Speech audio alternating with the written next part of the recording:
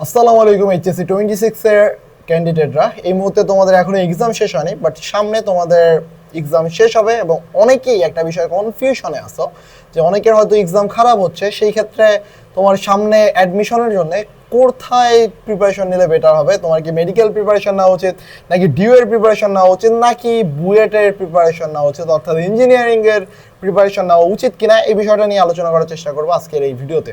তো আজকের এই ভিডিওতে তোমার আসলে কত পার্সেন্ট মার্কস যদি তুমি ক্যারি করতে পারো, সেই ক্ষেত্রে তুমি কোন কোন ভার্সিটি বা কোন কোন ইঞ্জিনিয়ারিং ভার্সিটিগুলোর জন্য এলিজিবল হবা, সেই বিষয়টা নিয়েই তোমাদের সাথে আলোচনা করব। তো দেখো, অ্যাট দ্য ফার্স্ট বুয়েটের ক্ষেত্রে অনেকেই হয়তো জানো না যে বুয়েটের ক্ষেত্রে ম্যান্ডেটরি হলো কোন কোন জিনিস। ম্যান্ডেটরি হলো, একটা হলো ইংলিশের মার্ক দেখে, ইংলিশে A+ আছে কিনা এটা চেক দেয়। আরেকটা হলো বাকিগুলো চেক দেয় হলো ফিজিক্স, কেমিস্ট্রি আর ম্যাথ, এদের মার্ক চেক দেয়। এখন এই যে ফিজিক্স, কেমিস্ট্রি, ম্যাথের মার্ক, তুমি হয়তো বা এতদিন শুনতেছো যে 90+ মার্ক পেলে হয়তো বা তুমি পরীক্ষা দেওয়ার জন্য এলিজিবল হবা। এই জিনিসটা আসলে কতটুকু সত্য? এটা ম্যাক্সিমাম কেসেই সত্য না। এর রিজন হলো 90+ হলে কেন বলা হয় 90+? এর মানে হলো সিকিউর অপশন, যে তোমার 90+ মার্কস যদি তুমি ক্যারি করো তাহলে তুমি বুয়েটের ফর্ম তুলতে পারবা ফিজিক্স, কেমিস্ট্রি, ম্যাথের জন্য কোনো সমস্যা হবে না। বাট এই মার্কটা কি ফিক্সড? অবভিয়াসলি না, এই মার্কটা ফিক্সড না। যেহেতু ফিক্সড না, সেই ক্ষেত্রে মার্কটা আসলে কিসের উপর ডিপেন্ড করে? এই মার্কটা ডিপেন্ড করে প্রতি বছর গড় নাম্বারের উপর। ধরো এই বছরের দেখা গেল যে সবার ম্যাক্সিমাম অ্যামাউন্ট অফ স্টুডেন্টের এক্সাম খারাপ হয়েছে, ফিজিক্স এক্সাম ধরো খারাপ হয়েছে, অথবা কেমিস্ট্রি এক্সাম খারাপ হয়েছে, অথবা ম্যাথ এক্সাম খারাপ হতে পারে সামনে। সেই ক্ষেত্রে গড় নাম্বারটা হয়তো বা নেমে আসতে পারে, 85-এও নেমে আসতে পারে। তো আমার ধারণা এই বছর ম্যাক্সিমাম অ্যামাউন্ট অফ স্টুডেন্টই যেহেতু খারাপ হচ্ছে, 82 থেকে 86%-এর মধ্যে থাকবে। 82 থেকে 86%-এর মধ্যে এই মার্কটা থাকবে। এর বেশি যাওয়া আসলে পসিবিলিটি খুবই কম আসতে পারে। সেক্ষেত্রে 80%-এর নিচে কখনোই আসবে না। 80%-এর নিচে আসার চান্স খুব কম, বাট 82 থেকে 86%-এর মধ্যে থাকার পসিবিলিটি সব থেকে হাই, প্রবাবিলিটি হাই। ঠিক আছে, এবার এটা তো গেল বুয়েটের ক্ষেত্রে। বাট বাংলাদেশে শুধুমাত্র বুয়েটই একমাত্র না, বাংলাদেশে আছে সিকি আর ইউটি, তাই না? মানে কি চুয়েট, কুয়েট আর রুয়েট আছে, তাই তো? এইগুলা অনেকে আবার বলবে যে ভাই স্মল লেটারে লিখেন না, এগুলো বড় লেটারে, যাই হোক ওটা বাদ। তো এই কয়েকটা ইউনিভার্সিটি আছে ইঞ্জিনিয়ারিং এর ক্ষেত্রে, এদের ক্ষেত্রেও মার্কস চেক করে। বাট সেই ক্ষেত্রে মার্কসটা তোমার আসলে ওভারঅল 80 যদি থাকে, 80 A+ যদি থাকে, সেই ক্ষেত্রে তোমার আর কোনো ব্যারিয়ার হওয়ার কথা না। তো এই জায়গায় তুমি এলিজিবল হবা যদি A+ থাকে। A+ থাকলেই তোমার আর কোনো ব্যারিয়ার হওয়ার কথা না। এবার আসো মেডিকেলের ক্ষেত্রে তোমার কি অপশন থাকবে? মেডিকেলের ক্ষেত্রে যদি A+ পাও, সেই ক্ষেত্রে তুমি যদি 4 সাবজেক্ট নিয়েও A+ পাও, 4 সাবজেক্ট দিয়েও A+ পাও, সেটাও ম্যাটার করে না। মেডিকেল শুধু চেক করে তোমার জিপিএ। কত? তোমার জিপিএ 5। মনে রাখবা, অফিসিয়ালি গোল্ডেন A+ বলে কিছু নাই। অফিসিয়ালি যেটা আছে সেটা হলো জিপিএ 5। এখন তুমি যদি জিপিএ 5 পাও, সেই ক্ষেত্রে তোমার আর কোনো প্যারা নাই, সেই ক্ষেত্রে আর তোমার কোনো সমস্যা হবে না। তুমি যদি ধরো যে 2টা সাবজেক্টে প্লাস মিস গেছে, বাট 4 সাবজেক্টের কারণে তুমি A+ পেয়ে গেছো, সেই ক্ষেত্রে তোমার যা আছে সেই মার্ক। এখন কারো যদি জিপিএ 4.7 এর নিচে হয়, সেই ক্ষেত্রে আমার কাছে মনে হয় তার মেডিকেলের প্রিপারেশন না নেওয়াই ভালো। কেন বললাম? কারণ 4.7 এর নিচে হলে তার 3 মার্কস মাইনাস যাবে, 3 মার্কস। অর্থাৎ সে বছর যদি কাট মার্ক হয় 70, তাকে পাইতে হবে 73। তোমার কাছে এখন খালি চোখে দেখে মনে হতে পারে 3 মার্ক খুবই কম, আমি তুলে ফেলবো, অনেক কোপায় ফেলবো, কোপ দিয়ে দেবো। বাট বিগত বছরগুলোতে যারা মেডিকেলে পরীক্ষা দিচ্ছে তাদের কাছ থেকে একটু শুনিও যে 0.25 মার্কের কারণে কতগুলা পজিশন পিছায় যায়। সেক্ষেত্রে তোমার যদি 3 মার্কস মাইনাস যায়, তুমি মোটামুটি শিওর আমি যে তোমার মেডিকেলে চান্স হবে না। এখন এক্সেপশনাল কেস তো আর উদাহরণ হতে পারে না।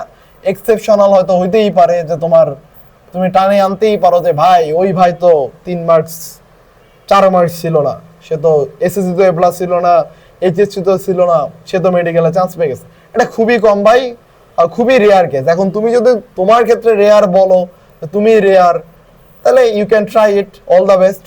আমি আটকানোর কিছু না, বাট আমি ওভারঅল একটা ডিসিশন নিলাম যে ম্যাক্সিমাম অ্যামাউন্ট অফ স্টুডেন্টের ক্ষেত্রেই যেটা হয়, যদি 3 মার্কস মাইনাস যায় সেই ক্ষেত্রে তোমার মেডিকেলে চান্স পাওয়ার প্রবাবিলিটি একবারই লোয়েস্ট। তো তোমার যদি এ প্লাস বেজ যায়, তোমার যদি 4.7 এর নিচে স্কোর আসে, সেই ক্ষেত্রে আমি বলবো মেডিকেলের প্রিপারেশন না নিতে। আদারওয়াইজ যদি তোমার এর থেকে বেশি থাকে, ইউ ক্যান ট্রাই ইট। এবার আসো ডিইউ এর ক্ষেত্রে। ডিইউ এর জন্য জিপিএ ধরো তোমার 4.78 বা 4.7, সেই ক্ষেত্রে খুব একটা মার্কস কিন্তু মাইনাস যাবে না, খুব একটা মার্কস মাইনাস যাবে না। তো তোমার ডিইউ এর ক্ষেত্রে যাদের ইঞ্জিনিয়ারিং চয়েস, ধরো বুয়েটে যদি তুমি নাই পেলা, বুয়েটে ধরো এক্সামই দিতে পারলা না, সেই ক্ষেত্রে তোমার ধরো ইঞ্জিনিয়ারিং চয়েস, সেই ক্ষেত্রে ডিইউ কিন্তু একটা ভালো অপশন, ডিইউ কিন্তু একটা গুড অপশন এবং অনেক ভালো অপশনই আমার কাছে মনে হয়। তো তুমি এটাকে অপশন হিসেবে রাখতে পারো। এখন তোমার জিপিএ যদি 4.7 এর নিচেও আসে, সেক্ষেত্রে তোমার মার্কস একটু কম আসবে, একটু কাটা যাবে, এবং সেই কাটাটা খুব একটা বেশি যায় না। এবং আমার বেশ কয়েকটা ফ্রেন্ড আছে যাদের জিপিএ 5 ছিল না, যাদের জিপিএ এরকম 4.7 এর আশেপাশে ছিল, তার মধ্যে একজন হলো টপ 70 করছে, টপ। তো বুঝতেই পারতেছো জিপিএ তোমার এখানে খুব একটা ম্যাটার করতেছে না, যদি তোমার প্রিপারেশন অনেক ভালো হয়, প্রিপারেশন অনেক সলিড থাকে। তো অনেকেই বুয়েট ছেড়েও কিন্তু ডিইউতে আসে, আমি আসছি, অনেকেই আসে। এবং তুমি আমার চ্যানেলে এই প্রথম পপুলার ভিডিওসগুলোর মধ্যেই যে দেখবা যে আমার একজন হলো ট্রিপলি ছেড়ে এসে বুয়েটের ট্রিপলি ছেড়ে এসে সিএসসিতে আসছে, একজন ডিএমসি ছেড়ে যে ডিউএস সিএসসিতে আসছে। রিজন বুঝতেই পারতেছো যে অনেকের চয়েস থাকে যে ইঞ্জিনিয়ারিংয়ে পড়বো, ঢাকার মধ্যে পড়বো। ইটস নট লাইক যে তোমার বেস্ট বলতেছি, বাট বেস্ট অপশন তোমার আরো অনেক অপশন থাকতে পারে, সাস থাকতে পারে, তোমার আরো আদার্স অপশন থাকতে পারে। সো এই জায়গায় তোমার কিন্তু মার্কস জিপিএ খুব একটা ফ্যাক্টর করতেছে না। এবং বাকি জিএসটি বলো, এগ্রি বলো, মানে এগুলোর ক্ষেত্রে জিপিএ মোটামুটি ধরো 4.7 এর উপর যদি থাকে, তাহলেই তুমি এগুলাতে একটা ভালো যদি প্রিপারেশন থাকে, একটা সলিড প্রিপারেশন থাকে, তুমি কিন্তু চান্স পাবা। তো এখন তোমার কিসের প্রিপারেশন নেওয়া উচিত?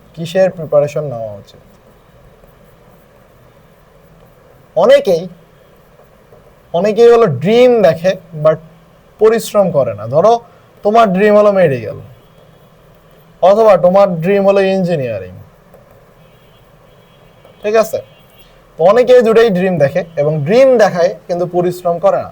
ধরো মেডিকেল ড্রিম, জীবনেও বায়োলজি ঠিক মতো পড়ে নাই, কেমিস্ট্রি ঠিক মতো থিওরি জানে না, সেক্ষেত্রে তোমার যদি ড্রিম দেখে যাও ভাইয়া, জীবনেও চান্স পাবা না। তুমি বুয়েট, মেডিকেল, ডিএমসি এগুলা কেন, তুমি কোনো ভার্সিটিতেই চান্স পাবা না। এবং জিএসটি তো পাবা না, জিএসটি শেষের একটা ভার্সিটিতেও চান্স পাবা না, যদি তোমার কনসেপ্ট ক্লিয়ার না থাকে, যদি তুমি ঠিকঠাক মতো পড়ার অ্যাবিলিটি না থাকে। এবং অ্যাডমিশন সিজনটা এতটাই রোমাঞ্চকর যে তোমার কলেজের, তোমার স্কুলের যে বেস্ট অফ বেস্ট স্টুডেন্ট, সেও যে দেখবে চান্স পায় নাই। আবার দেখবা একটা স্টুডেন্ট যাকে তুমি কল্পনাও করতে পারো নাই, সে চান্স পেয়ে গেছে। কারণ কি? কারণ হলো স্ট্র্যাটেজি মেনটেন করা, কন্টিনিউয়াস পড়াশোনা করা, মনোবল ধরে রাখা। এবং মনোবল ধরে রাখাটাই সব থেকে জরুরি। মনোবল ধরে রাখা, রেগুলার পড়াশোনা করা এবং নিজের গোল সম্পর্কে জানা। তোমার গোল জানতে হবে যে তোমার আসলে কি করা উচিত, তোমার গোল সম্পর্কে জানা। এখন এমন হইতে পারে যে তোমার মেডিকেল ড্রিম ছিল, তোমার এ প্লাসই আসে নাই, সেই ক্ষেত্রে তুমি সুইচ করতে পারো। লাইফ মনে রাখবা একটা ম্যারাথন, লাইফ হলো ম্যারাথন।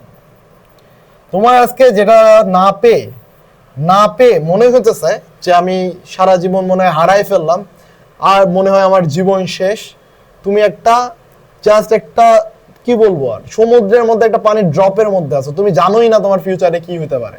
তুমি কি মনে করো যে একজন স্টুডেন্ট মেডিকেলে চান্স পেয়ে গেলে তার লাইফ সেট হয়ে যাবে? এমনটা কিন্তু না, লাইফ ইজ ম্যারাথন। তো অবভিয়াসলি কখনো ভুল ডিসিশন নিবে না।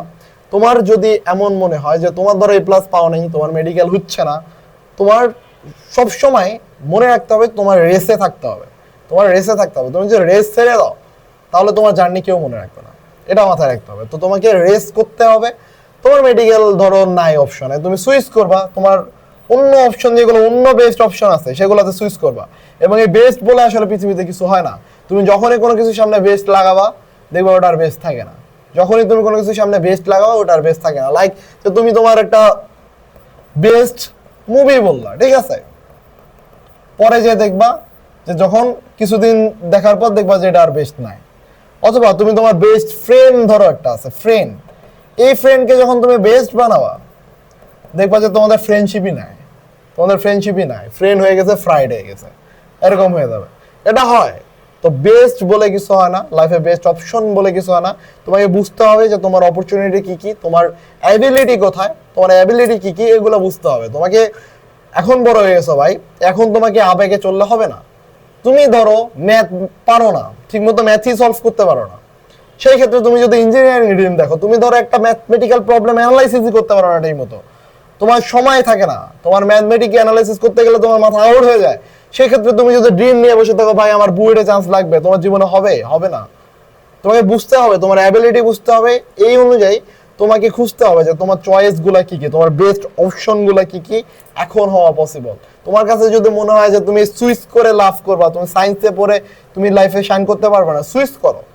নো ম্যাটার, লাইফে ম্যারাথন, আলটিমেটলি দিন শেষে তুমি একটা ভালো পদে যেতে পারলে, ভালো টাকা ইনকাম করতে পারলে তুমি সাকসেস। তুমি ইঞ্জিনিয়ার হয়ে, মেডিকেল হয়ে, তুমি যদি ইঞ্জিনিয়ারিং এ ভর্তি হয়, তুমি যদি ফেলই করতে থাকো, পাশ করে বের না হও, অথবা মেডিকেলে ভর্তি হলা এরপর তুমি পাশই করতে না পারো, লাভ আছে কোনো? কোনো লাভ নাই, কোনো লাভ নাই, তোমার লাভ কোনো ভ্যালু নাই।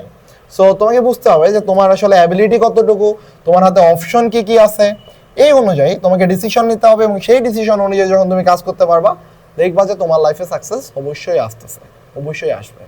এবং হোপফুল, বেস্ট অফ লাক। এখনো তোমাদের এক্সাম অনেক বাকি, আরো তিনটা এক্সাম বাকি। সো বেস্ট অফ লাক, ভালো মতো এক্সাম দাও ইনশাল্লাহ। অ্যাডমিশন জার্নিতে দেখা হচ্ছেই তোমাদের সাথে, এবং অ্যাডমিশন জার্নিতে এবার আমরা প্রপারলি তোমাদের জন্য হেল্প যা যা করা দরকার তাই করার চেষ্টা করব। তোমাদের ফ্রি সব দেওয়ার চেষ্টা করবো, ফ্রি রিসোর্সেস থেকে শুরু করে all and everything, free classes. তো অবশ্যই ভিডিওটা যদি দেখো সাবস্ক্রাইব করে রাখবা যাতে অ্যাডমিশন সময় তোমাদের কাজে লাগে।